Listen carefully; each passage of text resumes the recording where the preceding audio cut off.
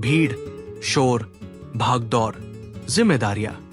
आज की जिंदगी में हर कोई किसी न किसी दौर में शामिल है। सुबह से लेकर रात तक सिर्फ काम, लक्ष्य और तनाव।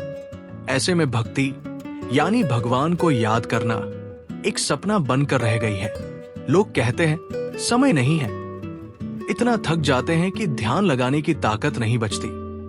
लेकिन क्या वाकई ये असंभव है?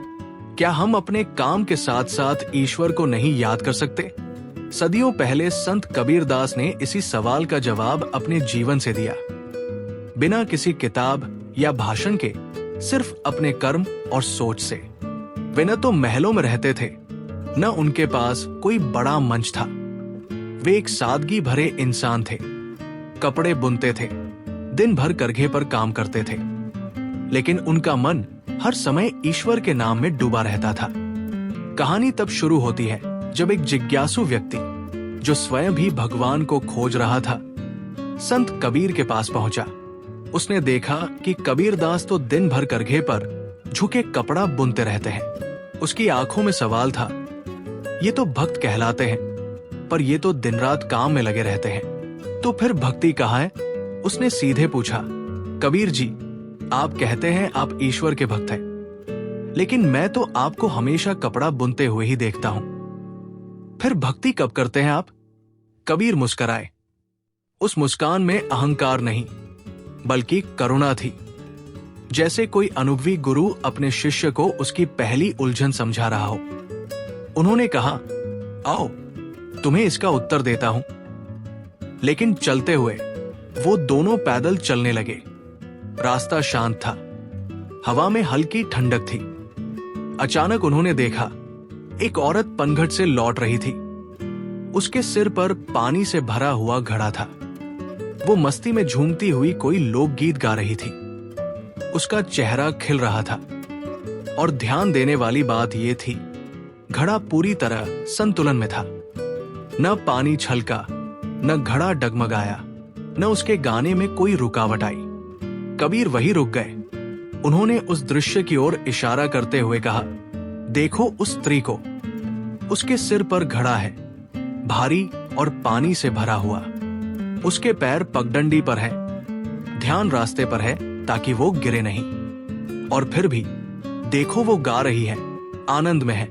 तीनों काम साथ में हो रहे हैं, बिना किसी टकराव के। यही मेरा तरीका है। वो व्यक्ति चौंक गया। उसकी आंखों में कुछ बदलने लगा था। शायद समझ का पहला दीपक जल उठा था। मैं कपड़ा बुनता हूं, हाँ, कबीर ने धीरे से कहा, पर हर धागे में, हर बुनावट में, हर हथौड़े की चोट में मेरा मन सिर्फ एक नाम दोहराता है, राम, राम, राम। ये कहानी सिर्फ एक जवाब नहीं देती, ये एक रास्ता दिखाती है।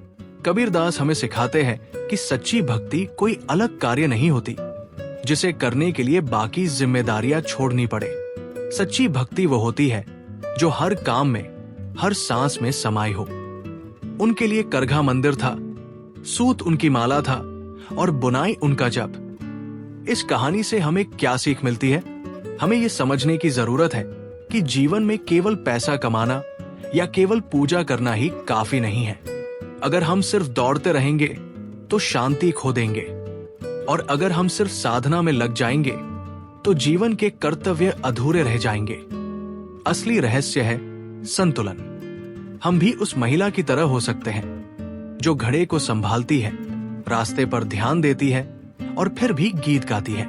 हम भी काम करते हुए ईश्वर का स्मरण कर सकते हैं। सुबह उठकर भजन सुन सकते हैं, काम करते समय मन ही मन प्रार्थना कर सकते हैं, और सबसे जरूरी, अपने काम को भी पूजा समझ सकते हैं। कबीर की ये शिक्षा आज भी उतनी ही जरूरी है जितनी उनके समय में थी। काम और भक्ति को जोड़ दो तो जीवन बोझ नहीं, उत्सव बन जाएगा। तब हर दिन एक पूजा बन जाएगा, और हर सांस भगवान का नाम हो जाएगी। क्योंकि असली भक्त वही होता है जो दुनियादारी में रहकर भी ईश्वर को ना भूले। और यही संत कबीर की भक्ति का असली चमत्कार है।